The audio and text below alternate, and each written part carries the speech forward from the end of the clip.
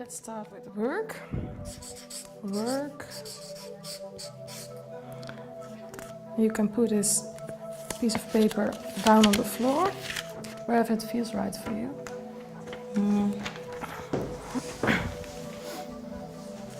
Okay. And friends, second contact.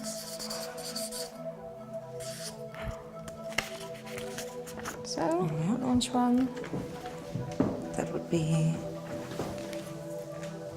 Yes, it will be there. And family.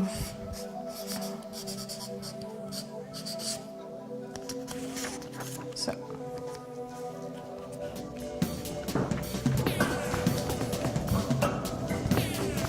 Okay, perfect.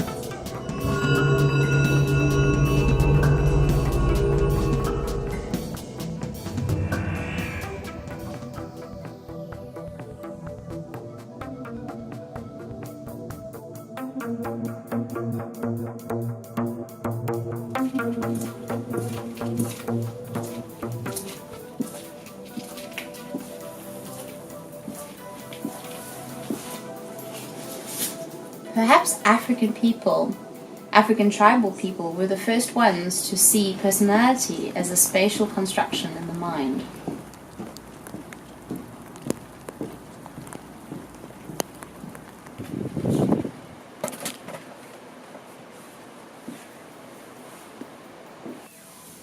So here we are in a Sangoma hut.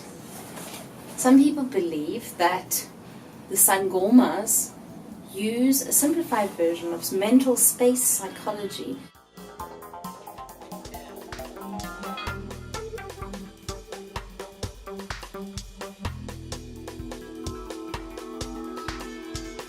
Personality is what remains stable in a person. Sometimes this is exactly what that person wants to be different.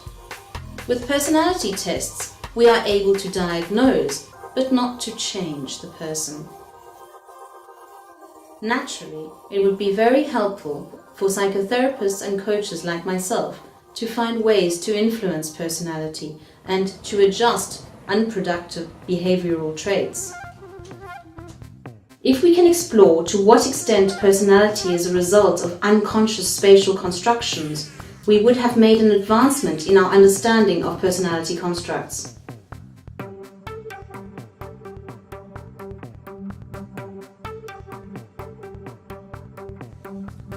I'm Adele Wallace, psychologist, coach and psychotherapist from Cape Town, South Africa.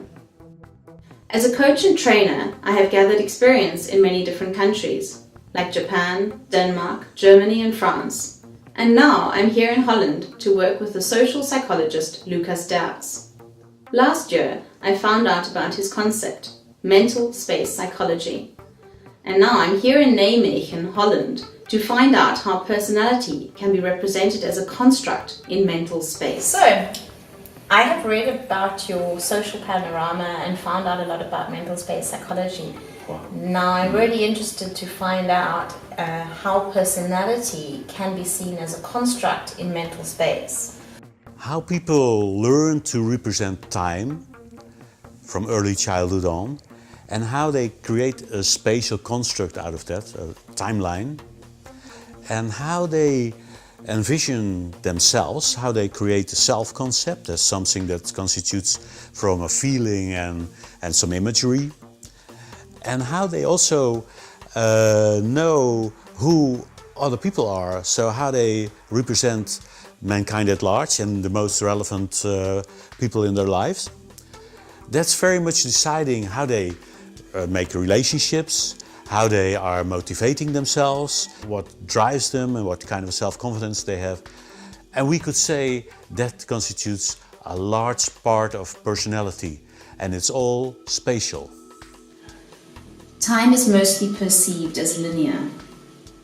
As you can see here, this person has their past, here, is standing in their present, and is looking towards their future.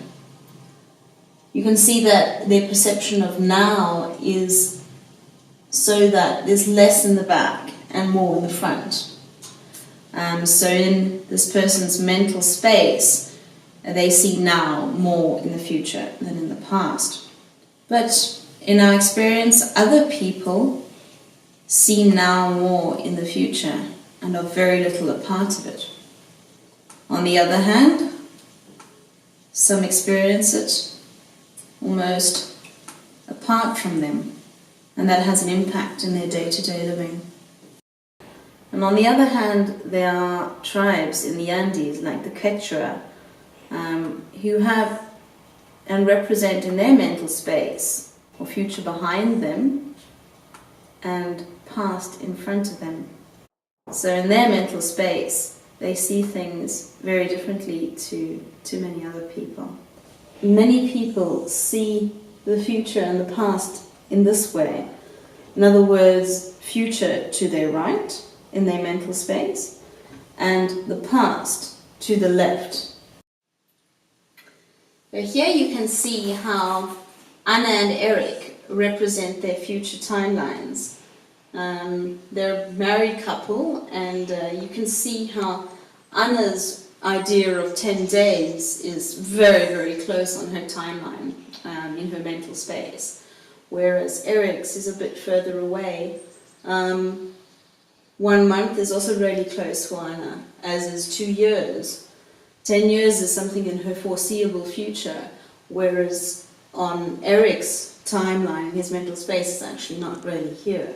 The furthest for him is 2 years, whereas in Anna's timeline, you can see that the future is represented here, and that's 40 years for her. So it's easy to see how certain conflicts might arise.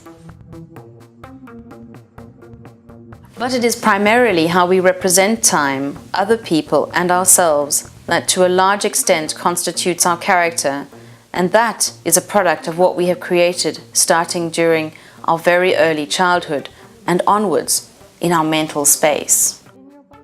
This is Kariana exploring how Anna has constructed time, herself and humanity in her mental space. Basically. Okay, this is for you, the here and now. Yeah. Now I will ask you to step into a second context. You can choose your second context, family or friends. I'll take family then. Family, okay. And we're going to do the same thing. So take some time to feel how it is to be with your family. Maybe you see some family or people around you and you hear the sounds. Feel yourself in this context. And take some time to notice how it is for you.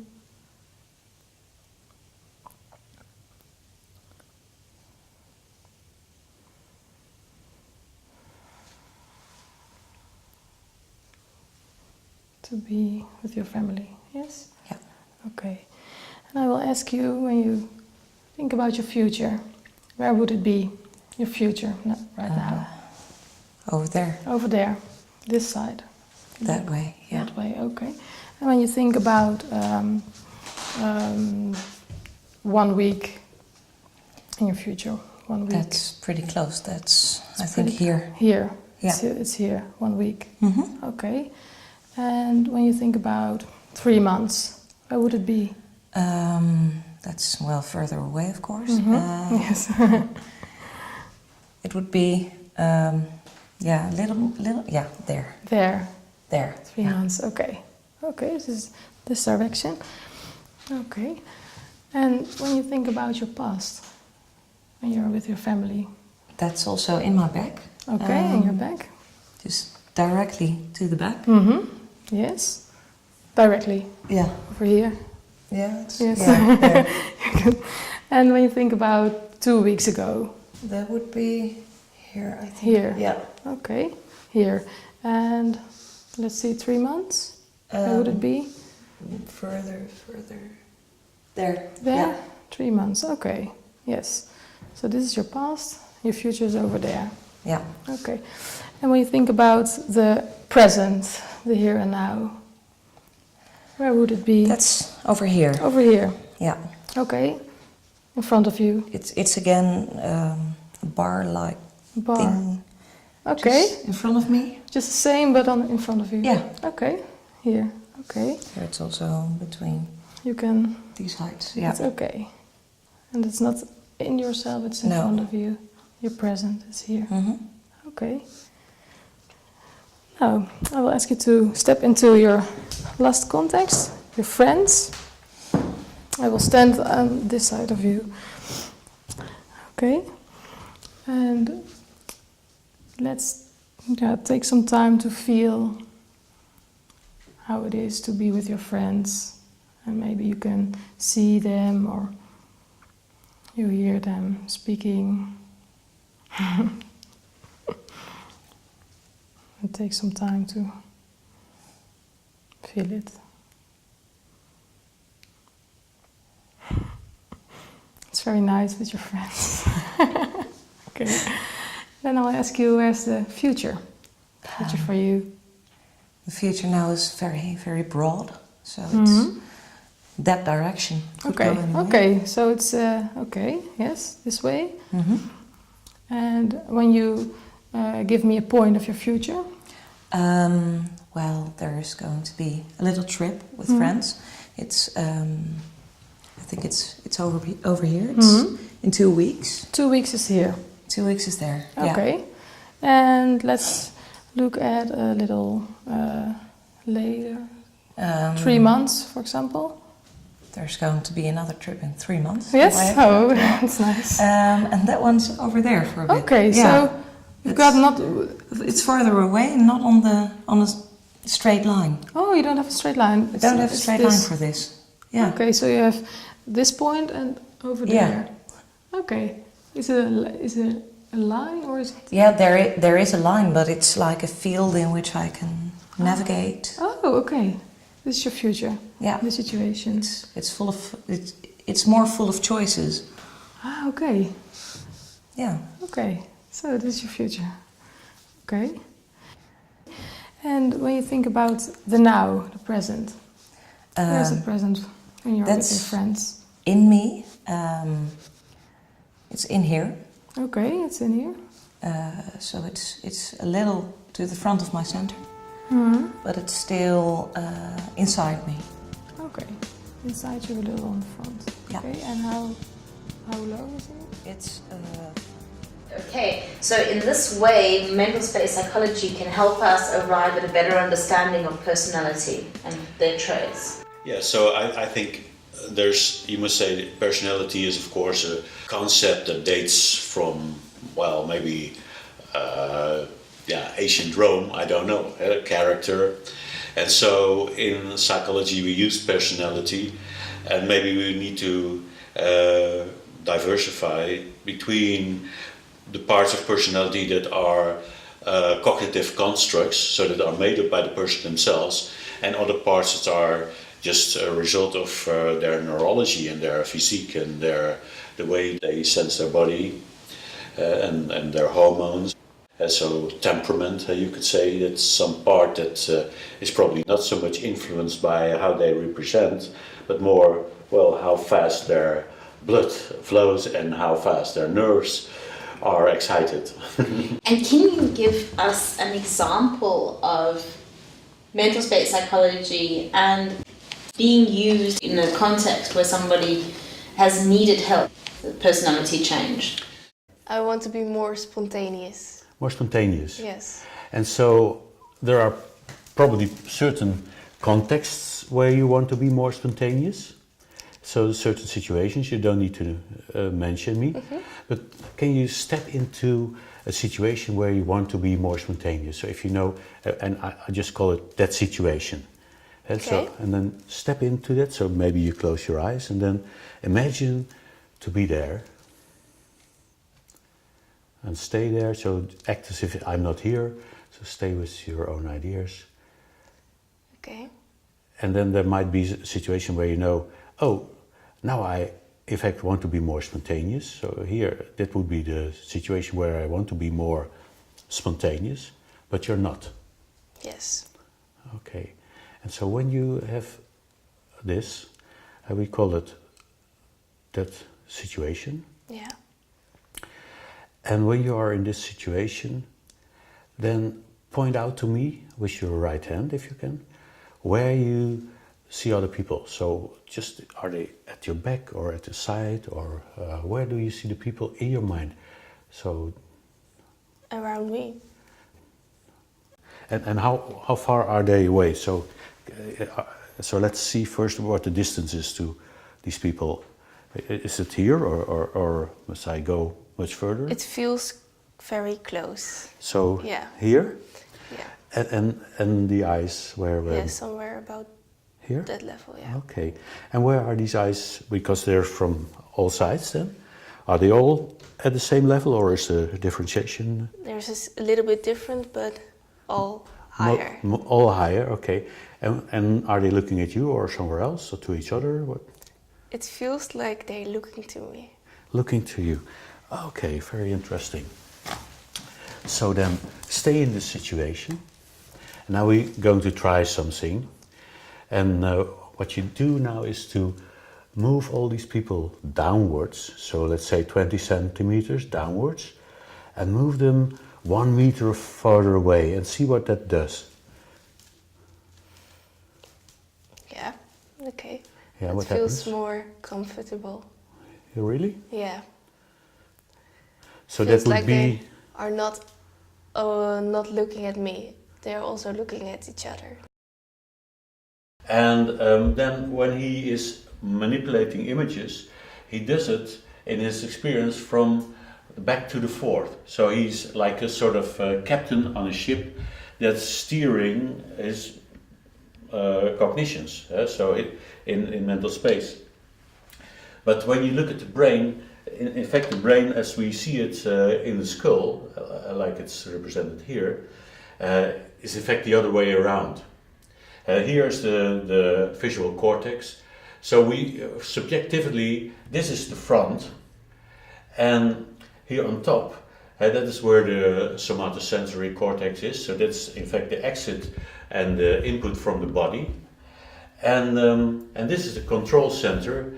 So in fact the double brain flip is that we look at it like this, and of course there are some parts of the brain that don't fit like that, but subjectively you could say this is the bridge from where the person is steering what is happening over here, and in his subjective experience this is in front, the center of the visual attention. So that's just a way how can you connect something in mental space to the autonomy, because when we assume that when there's an object in mental space here and we move it to over here, for instance, so that's something that the person can do very well, then it must be in connection to something that happens here in the cortex. And so probably when you place the cortex at least in this position, you can find that this object is maybe somewhere located here, because we know that what's seen in the visual cortex is often located from the perspective of the person, and when then it's shifted over there, so the neurons don't move, so then other neurons will be involved, maybe ones here, that then take over the representation of the location. They're also looking at each other, not So only at me. by moving them further away and lowering them down, also their focus shifts. So they're, interesting. That's how I feel it. Yeah. Okay. So now I have another question, because in one way or the other you prefer, or you did keep them so close and so high. So that's what you do. Can you imagine that there's, or can you assume that there's a reason stemming from your past, but you don't need to know what the reason is, but some decision you made once that makes you do that? So can you assume that there was some moment in your past that you unconsciously decided, okay, I rather have them higher up and close? Can you assume? So the answer is yes or no. yeah, I think so. Yes, it's very good. Yes. And so what you do now, Janet, is that you close your eyes and you contact your yeah, you say your unconscious knowledge. So everything you know that you don't know, that's inside of you. And then you ask, what was the good purpose of making this decision? So why, what did I want to achieve with that? So what did I want to avoid, or what did I want to get by making these people higher and close? I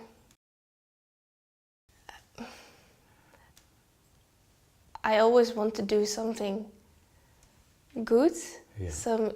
So maybe it's more like because they're closer, they look at me more, so they see how good I did something. Okay, and when you're doing the things so good, you get appreciation? Yeah. Or you, oh, so, It feels like I get appreciation. okay, so then you know that the decision, so we assume that the decision that you make then serves the purpose of getting more appreciation in a way. Yeah. So I write that down because that's critical in this case. So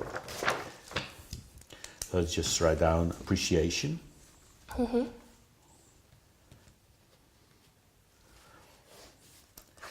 And in a way, you say, I want to be more spontaneous in these situations. Yes. That's the goal. Yeah. Huh? So we call it spontaneous or spontaneity. Is it spontaneity? Is that English? Spontaneous. Spontaneous. It's spontaneous. So that's, I'm sure, spontaneous. And now we're going to do something very stupid. Okay. Yeah, we did already do some things that were stupid, but now I like you to imagine the sperm and the egg that you came from. So it doesn't need to be, let's say, biologically correct. Just what you think. Yeah. Okay. And then when you have created them, you say, hi sperm, hi egg. Okay, that feels stupid. Yeah. Do they respond in your mind? No, not really. Oh, then you try it again and be nice to them. So, hi. Okay. I need to do it in my mind, or Yeah, do I you don't need to do okay. anything stupid first. Okay. Let me just focus.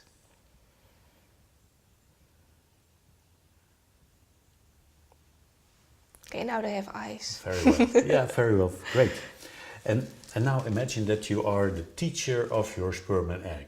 And so imagine that before everything started in your life, so before you came into being, you are able to teach the sperm and the egg from where you stemmed from something. And it must be something that enables you, or guarantees in a way, that you will have in your life appreciation and also spontaneity, that you are spontaneous. So in a way that you like to be more of. But you must have the same amount of appreciation that you get. And so that's what you want. And now is the thing, so when you know, okay, I want to have spontaneity and I like to be appreciated, what should you tell, what should you teach the sperm and egg to make sure when you grow up, so what idea, what wisdom do they need? And I don't need to know. Okay. Yes, I know what I would teach. Yeah, you have an idea? Yeah, great, I have an super. idea.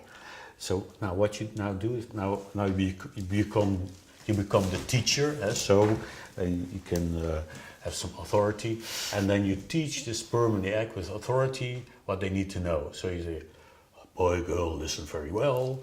This is the truth, or this is the most important lesson, number one. Okay. And so go on until you may repeat it. And the question is, can they accept this? So they already had eyes, so you can maybe look at them. I think it's very difficult to really feel the exception. So they know it's true, but they don't feel it like that. Okay, and is there a difference between the sperm and the egg? So So is the one more... Yeah, it feels like the one is more. There's one that really believes it, and there's one. Yeah, and who's the one that doesn't? The egg doesn't believe it. Okay, then we do something else that's even more stupid. So you imagine the sperm and the egg that your mother came from. So that looks exactly the same as yours, so you don't need to use your fantasy. So they will probably be exactly the same. And then you try this lesson again on the sperm and the egg of your mother. So let's see what happens there.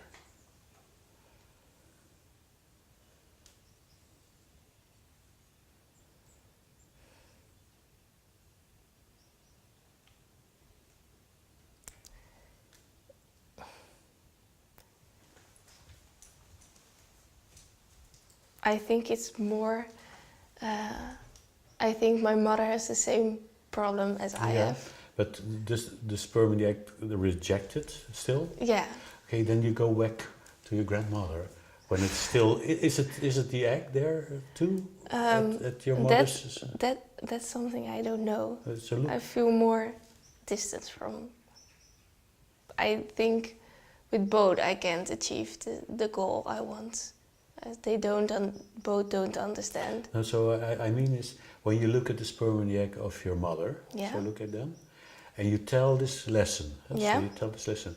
Who's the one who doesn't take it? So is that the sperm or the egg there? Yeah, the egg. The egg. So then you go to your grandmother's sperm and egg. Mm-hmm.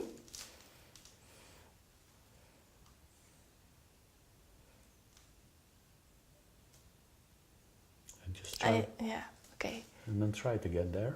This is more hard to imagine. Harder? Yeah, it's harder to imagine. I don't know.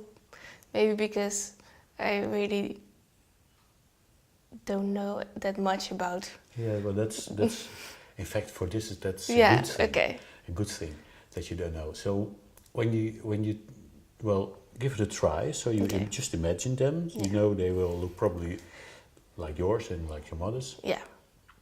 And then see how they respond when you really try to convince them.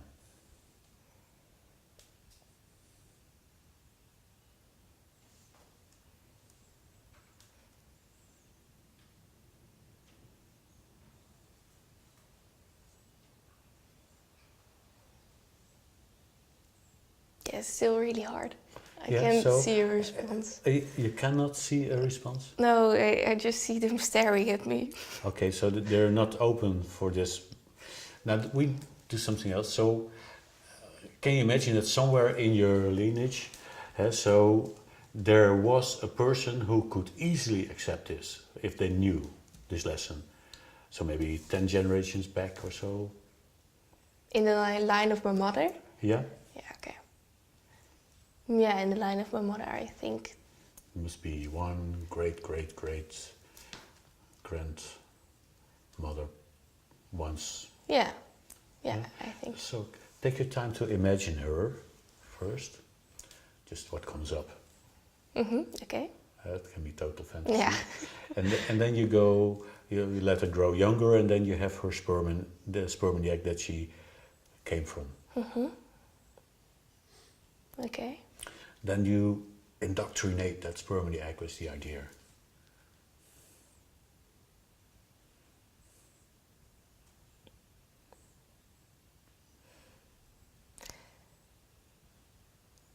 Yeah, okay. I think I saw the egg and sperm of my grandmother again. And it's really weird because now they listen, but when I just tried the egg for my grandmother and it didn't work. Yeah, so that's a very good creative change that you made. So then you already know that it came over, that you reached the, let's say, the ancestor role, Yeah. semen and egg, and so you know that worked, and so now you get back to your own sperm and egg.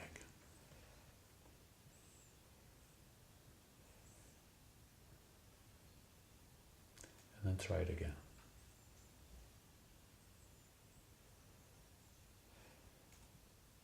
still what the lesson is? Yeah. But Still the hard? egg still is really lit. Okay, we go back to your mother's. Maybe we need to look a little bit more. Maybe there's an additional lesson that you know that your mother should learn, so that her sperm and egg need to know.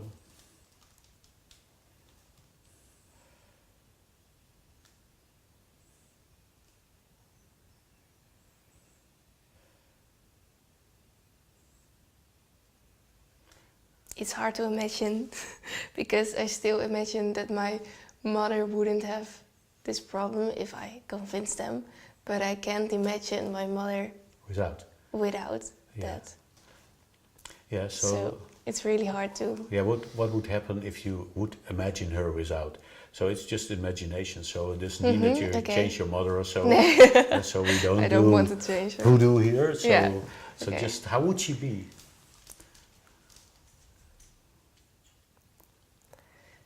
Yeah. She would be totally different. But sometimes I see that change in her. Yeah. Some days she has like... Okay, so there are moments of where she shows that it could be possible. Yeah, so, yeah. so take that example. It's very good okay. that you found that. And then go back and tell her sperm and egg what they need to know. So maybe that makes it easier. Yeah, now it feels more possible. Yeah, They. great. So now then you go back to your own.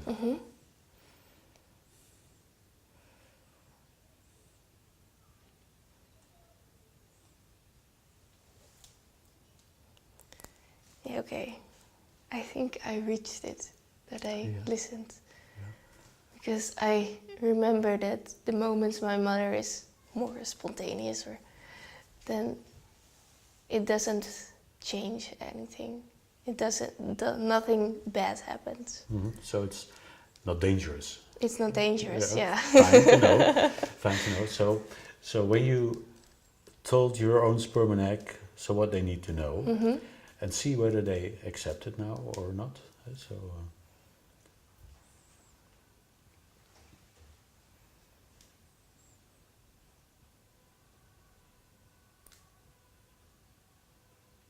It's no problem when they don't. They do? Yeah. Not sure. Not sure. Okay, so where's the difficulty? So where? It's still your mother's side? It's still the egg? Yeah. I know for sure it's my mother's side. So then, something else. So when you think of your mother, what if she could, let's say, be retrained in something? Yeah. So she could take a course in something to compensate for this. So what would it be? And you don't need to tell me, but just to know. Yeah, I know what. You know. Yeah. Okay, this skill. Where do you possess it yourself? So think of where you yourself did what she needs to be able to do. So find an example in your life.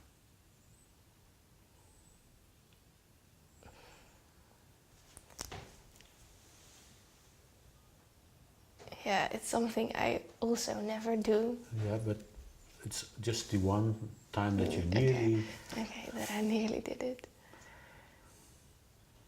Yeah, okay. Yeah, so then get into that so that you re-experience or experience how it would be if you were capable of that.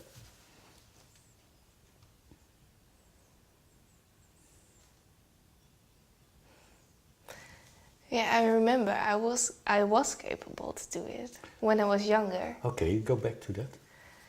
Okay.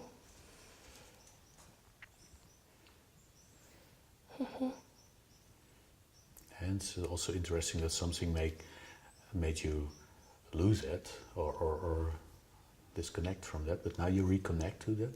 Okay. And can you pick a color that fits to this skill? What would be a nice color to represent that?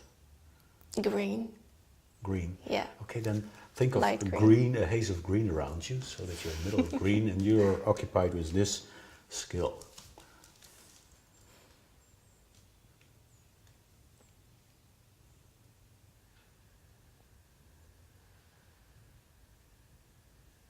Yeah, that's nice.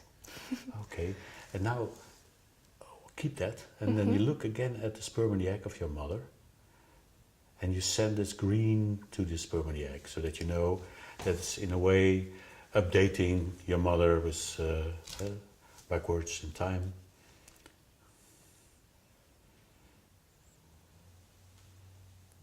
So that what was missing is not longer missing. Yeah. Okay.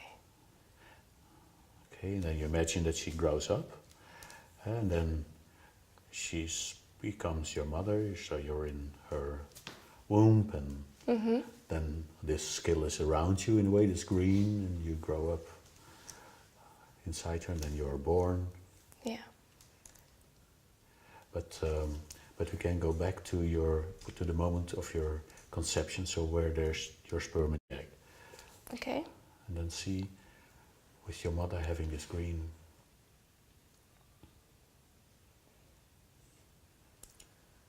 And you tell them the lesson again. Yeah. They are listening now. Haha. Yeah. So, and the next thing what you do is you see the sperm and the egg come together. So there's the first Janet cell. Yeah. First time there's Janet. And then what you do is you step into that. So that's also stupid, but you do as if you become your first cell. Okay. Feels weird, but Yeah, it's weird. Everything we did is weird until now. So. okay, I can see it. Yeah. Yeah. Yeah, so and you're stepped into it, so you feel how it's, and then you listen to yourself, and then you get this lesson again. So listen now to this lesson from Janet, from the future, to her first cell. Okay. And then what you only do is to take that in. That's your new truth. So, in a way, Janet, lesson number 1, stored everywhere on the hard disk. Yeah, I feel it. Yeah, I also feel why I need to do it. yeah, okay. More. So when you really got it, then you very slowly grow up again. So you don't need to tell me, but you grow up again until you get to the present, and take your time.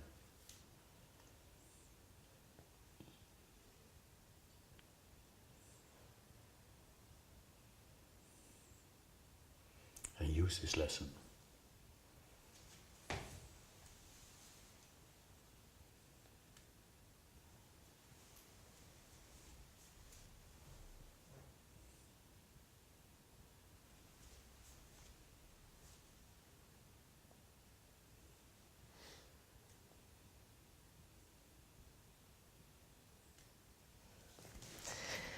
Yeah, a part of my life would be different if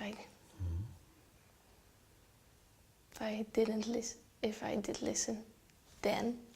Yeah, well, we don't do this for the past, we do this for the future. Yeah. So what you can do now is go into this situation where we started, where you want to be more spontaneous, and try it out.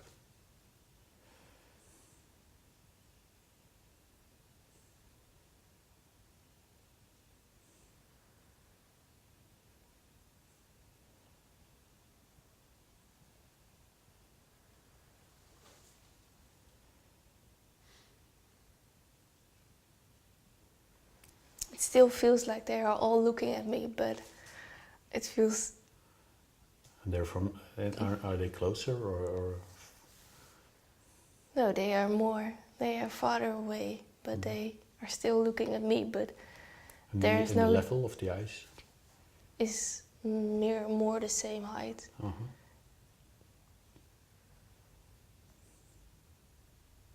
And I don't see weird faces. I don't see weird faces because.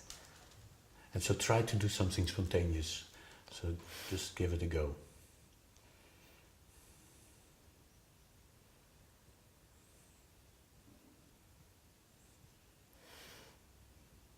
So, and who's going to punish you for that? Yeah, no one. Really? No. Because it can be very dangerous to be spontaneous. So, No, they actually like it. When I'm people more... can be that stupid. Yeah. Okay, so we could say that we are done for this part. Yeah, okay. If you can take this into the future, so when you make sure for yourself that you will keep this with you, so that it is something to remember forever.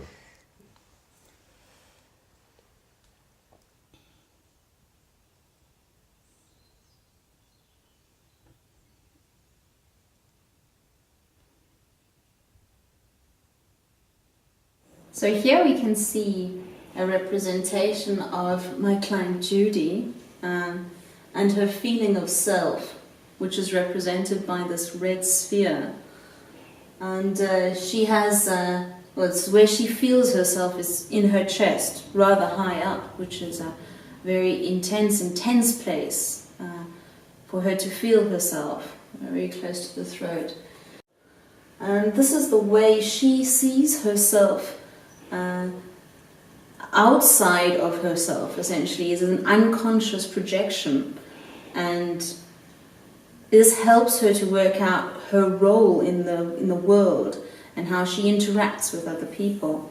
So, for example, I can show you that her image of herself then really helps her to see others and is in the same form as of other people.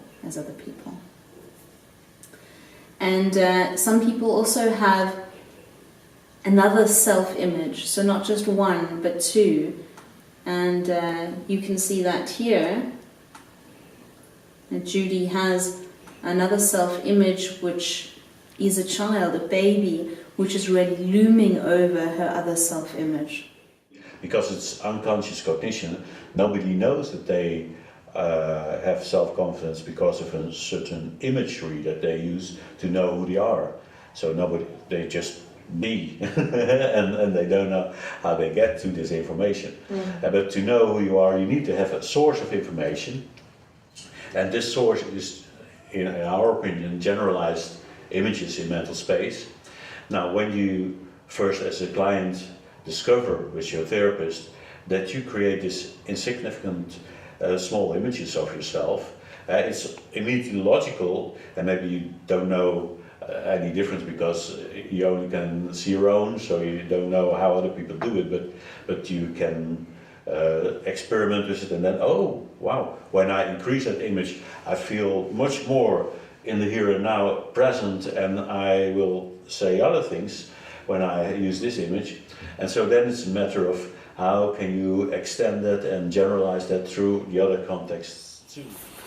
In Judy's subjective experience, she sees herself sometimes as larger than the others, as you can see here, and sometimes as smaller and less important than the others.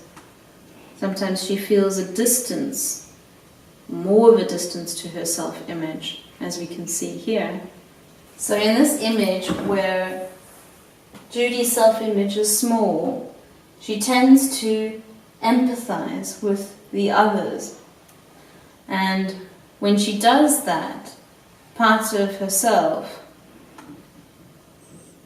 is, and unconsciously moves to be one with the others, and in so doing really empathize. And when you are a good empathizer, you imagine that you are the other one, and then your projections, so it's not really being the other one, but what you then have stored there as what you think that fits to the other one, comes up, you process it, and you may have, oh, the other one don't want this to happen, or they want more of this, and this information you use. So then when you talk with this person, so you want more of that. And the other one says, yes, how do you know? So the quality of how I represent others is decisive, and also my ability to move into their perspective.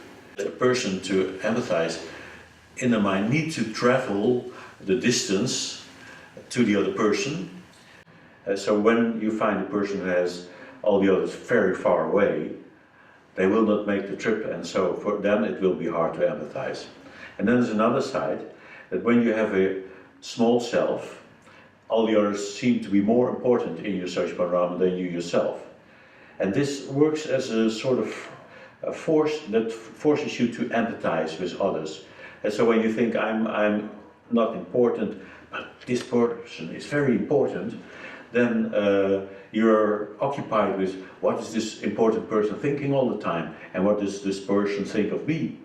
But when you have a huge self-image, and you consider yourself the most important person in the world, then there's no use of empathizing, because what's there to be found in other people? So that's in a way useless for a person with a huge self to try to know what others want or desire, or what their perspective on something is.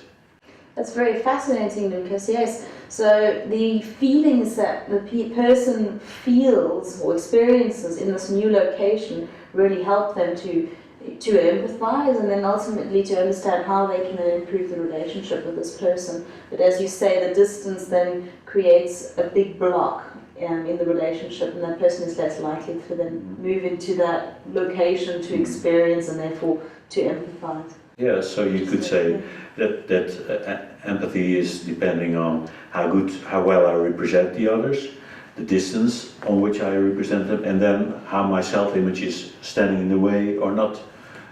How would you then deal with somebody who has, for example, a very big self-image? How would you help that person to empathize? Well, people with a very big self-image regularly don't show up in my practice, because they feel very good about themselves, so they don't need anything. Of course, others may think, well, this is a very arrogant person with grandiosity. He needs to go to a therapist, but yeah, who motivates, who gets them there? So this is the issue there. So most of the clients that you get have the opposite problem. Absolutely. And it's really more in businesses where the company then says, you're having difficulty working with your colleagues, you have to go and see someone. Yeah, you're too authoritarian, too dominant. Exactly, yeah. We want you to get more equal, more at level with us or with others. Yes. So, and then this person probably don't know how he produces this, and we can make him aware of how he creates, because some people answer every difficulty with increasing their self-image. So when something happens, they say, me, and so they start to act out of identity, from a very strong self, and try to solve it, and they become authoritarian and dominant. Now I'll ask you to be in the context with your friends and ask yourself, who am I here? Who am I here? Yes, you don't have to answer the question, just notice the feeling of yourself in this context. Yeah. The point of I, of where you are, the point of yourself. That's going to be in my... Yes, for example.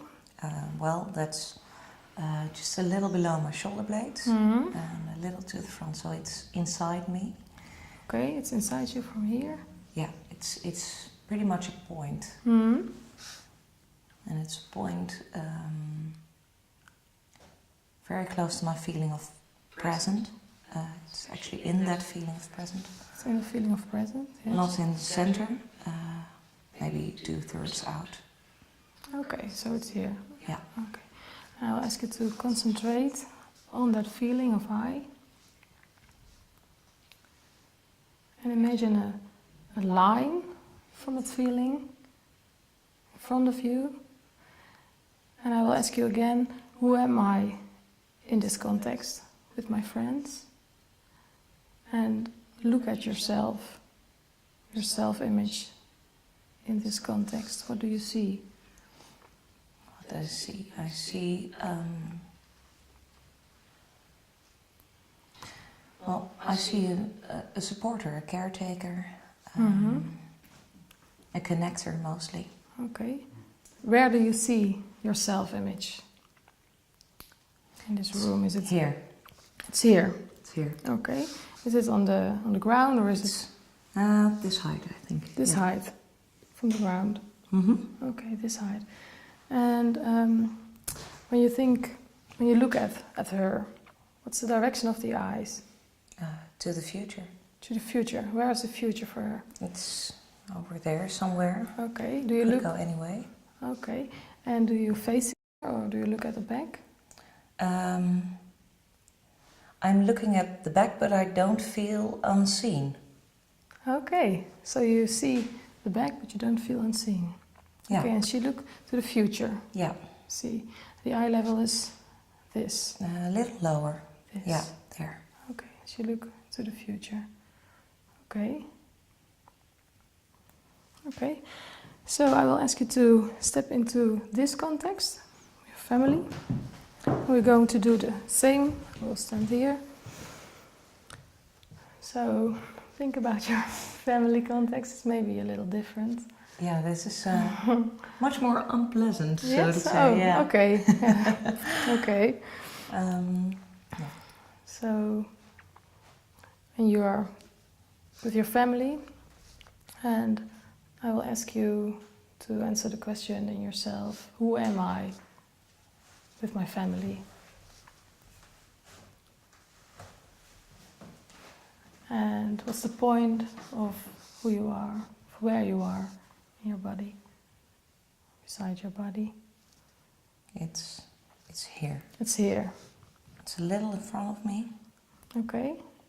It's a little in front of you and also in your body. It's against my body.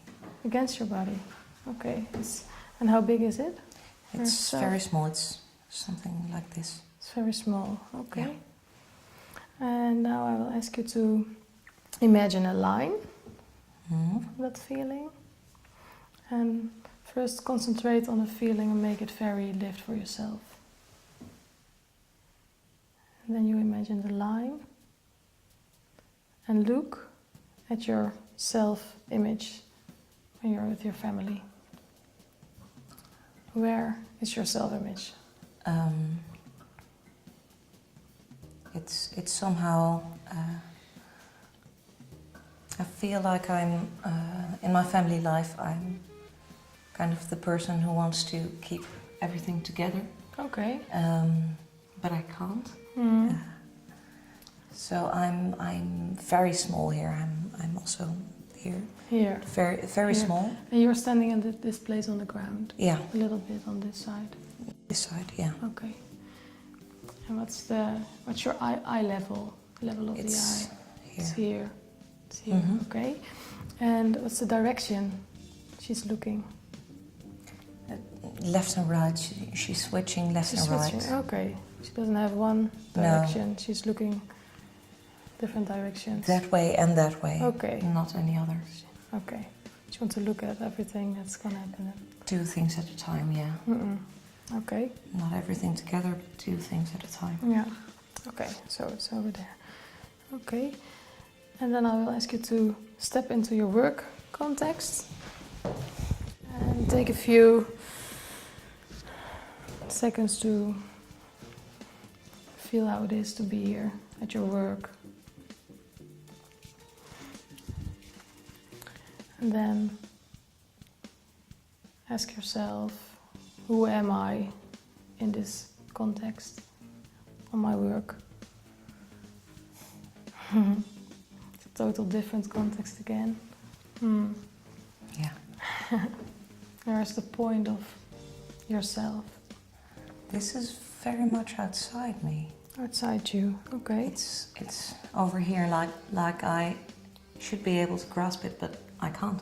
Oh, okay. So it's Far here. away. It's outside. Yeah, it's here. You can't. Okay. So it's here. Yeah. Okay. And I want to ask you to concentrate on this feeling of yourself. Mm-hmm. And again, imagine a line in front of you. And look at your self-image.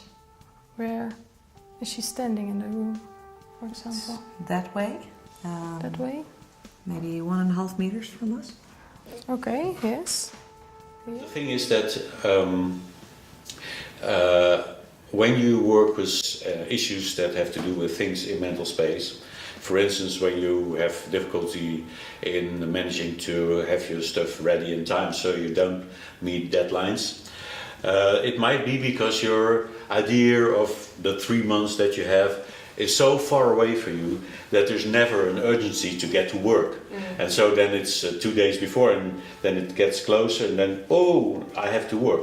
So for a client like this, you just can help them to get this scale that they use for the future, to shorten that, so that there becomes more urgency. You can increase the size of the images so they become more driven to start to work.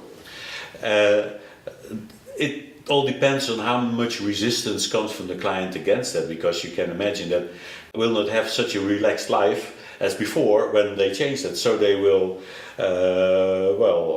hit on beliefs that are opposed to that or whatever. And so this will make up the time it takes.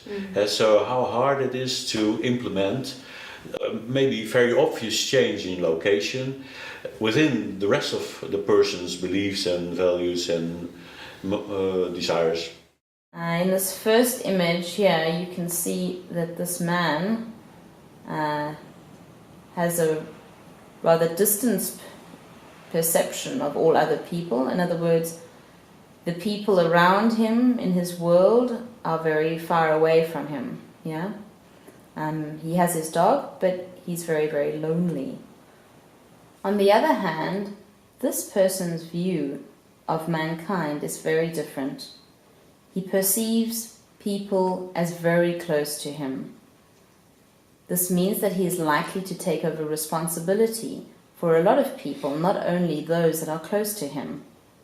He might feel suffocated at times because of being so sociable and wanting to take over responsibility so often. And some people, like the man in red, see all other people in the world as larger than themselves. And some people see themselves as bigger than everybody else. So their self-perception is that of one that looks over the rest or above them. And I'm very curious, where are those people around you? Can you tell me something about that? There's, it's like a huge ball, and I can see maybe 1 or 2 layers into that, but there's numerous layers. There is one layer outside me. It's like all holding hands and all. Okay. Put together. Around like you. Okay. ball. And where are they? Are they all around, or on the front, or behind? Pretty much all over. All there. over. Very high. Yeah. Yes. Also on the ground? Well, humanity feels like really a ball. So they're Yes. over there, Okay, all around. all around, pretty Okay. much. And the height of her eyes? It differs very much. Okay. Most are below me. There are still some people higher.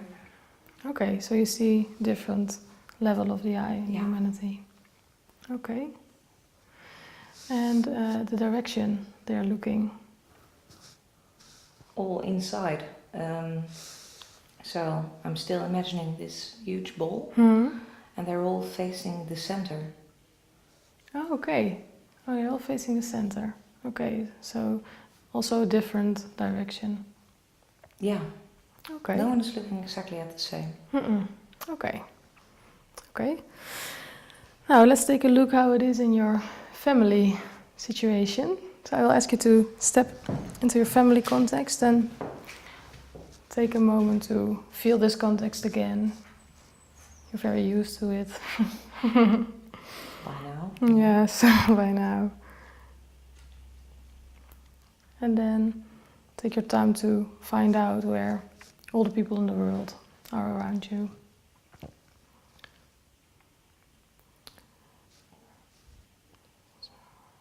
So where are they? They're very much all standing around.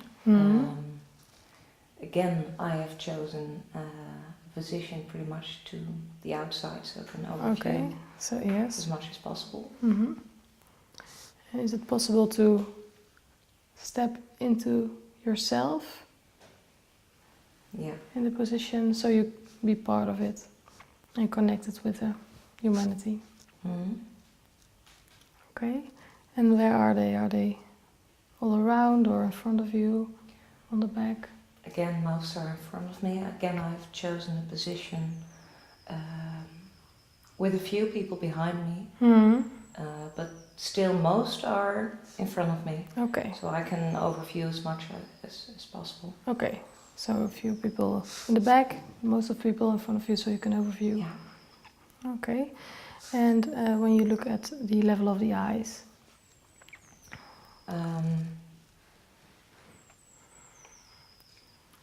well, again, most are a little below my eye level.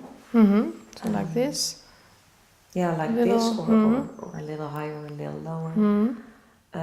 And there's just a few, maybe 10 to 20% who are bigger than me. 20% bigger. Okay, it's like. Yeah, up to here. Okay. Yeah. And the direction of the eyes, are they facing you or? It's very well. Again, I feel like everyone's chosen their own point of view. So Okay. there's a few facing me, maybe 20% again. Okay. And all the others have chosen or another person to look at, or Okay. just another general direction to look at. So it's very different. Yeah. Okay. And how do you feel yourself to this position?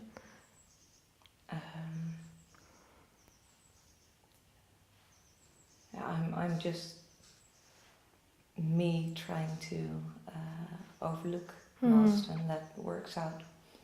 Yes. Not bad at all. Okay. Yes. Yeah. And we will be starting with Samuel's schema, and you can see here that his self-image in all three scenarios is very small. And if we take a closer look in the work sphere, just go into his perspective, we can see that his self-image is turned away from him and is very small. And his feet are really not on the ground, he's almost floating there. And this really indicates a lot of nervousness in the workplace. He feels perhaps a little inadequate, doesn't like to be the center of attention. Here we can see Catherine's social panorama with regard to her relationship to her father, who passed away several years ago. So you can see that Catherine is here. She's now highlighted in blue. And she's facing forward. In this situation, it's really because she's forward thinking and she's thinking about her future. And at the same time, we have her deceased father here on the left side and is really not facing her, has his back to her. She's very aware of his presence in many situations. And so we worked on this together to basically work out what would help her and which sort of setup would be better for her. Interestingly enough, for her, it wasn't such a bad thing that her father was really looming above her in a way, but more that he was so unconcerned with her. And so we worked then together to change this image, which is obviously not a quick process, but you can already feel the difference when this image that she has of her father in her mental space starts to really regard her in some way, at least, even if that's just on a peripheral level. It was too much to move this image in her mental space much more, but this already made her feel like he was there perhaps in a part of her life, and was seeing her in a different light, and that made her happier. You know very well, there's all kinds of ways you can address personality, but as a spatial construct, this is new, or relatively new, and we don't know where we get when we explore it a little bit further. Maybe it will improve therapy. Maybe we just come to the conclusion, well, it's not a real big advantage there, but I expect much of it. Your future is a totally different experience than the past. Yeah, it's like my past is something in which a lot has happened. Well, I might even be a little bit ashamed of that, since it's just so much chaos and so much negativity, and then I pretty much chose a turning point, and I'm now at the point where I can confidently say I'm looking forward to the future, and that might be the first time in my life that I'm actually feeling like that. Yeah. But there's just so many options, and Okay. Yes, and the present is also very interesting, because it's so much outside of you. Yeah, I do experience that being in the present is one of the most difficult things for me to learn at this moment. Yes, yeah. So you can see it really clear in this timeline. Yes, and when we're looking at your self-image, it's in your work context, it's quite small, your self-image, and the height of the eye is a little bit lower, and you try to connect up and low, in your work context. And when we look at your family context, it's much smaller, and you also you have a focus on left and right, towards yourself on left and right. Yeah. Also in such a connected way. Yeah, I'm really connecting in both. Yeah, both of the situations, yes. And a situation with your friends, when we are looking at your self-image, is a quite stronger your image, and also larger, bigger. And still looking at other people. Yeah, I'm also connecting there, but I'm much more connecting in a network way. So it's not just up and down or left and right. It's really like, oh, there's something that I can combine with that, and there's something that flexible. Yeah. So yeah, it's really a network thing. Yeah, and you're connecting people. It's very clear when we look at those three situations. Yeah, that is my passion. Yeah, it's your passion. And I see you are not leaning. No. No. I in the past few years I have tried to lean on people. Didn't really work out for me. So over the past few years I've pretty much learned to be self-sufficient. I don't need anyone. And now is pretty much the time where I'm starting to try out if I can lean on other people. So very slowly give them some sort of trust. But it will be a conscious choice. If from now, if I lean on people, it will be a conscious choice. It's a choice, yes. Yeah. Yeah. And let's take a look of your experience of all humanity. In your work context, it's like a ball, layers of people. Yeah. And your family context, it's a large gathering of people. It's a little bit different. Yeah. Yeah. And it's your eye height on that on the family context. And in your friend context, it was very interesting. It is a world map. Yeah, it really is pretty much a world map where people are located on a similar position Yes. of where they are geographically Yeah. located. Yeah. And yeah, there's some people really sticking out, wanting to connect. Yes. Yes. Yeah. And do you recognize the way in which you place other people's eyes, for example?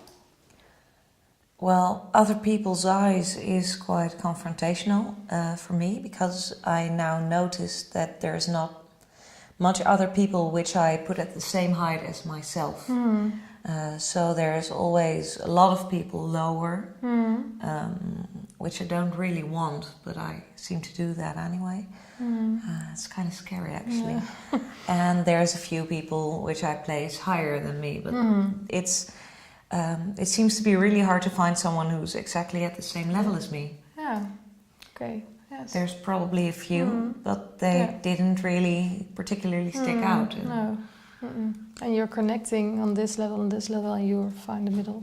Yeah, But you're not, see anyone in this on this high, level. Yeah. It's lonely at that level. Yes. Probably. Lovely. Yeah. Okay. And how was your experience to exploring this? Well, it was fun mostly. Very educational because, well, of course, the work context is something that you choose to a certain level, and family is not really something you choose. The friends are, however, a conscious choice, and to see that I finally I found something that I really feel I belong in was very interesting. Yes. Yeah. Okay. So, yeah.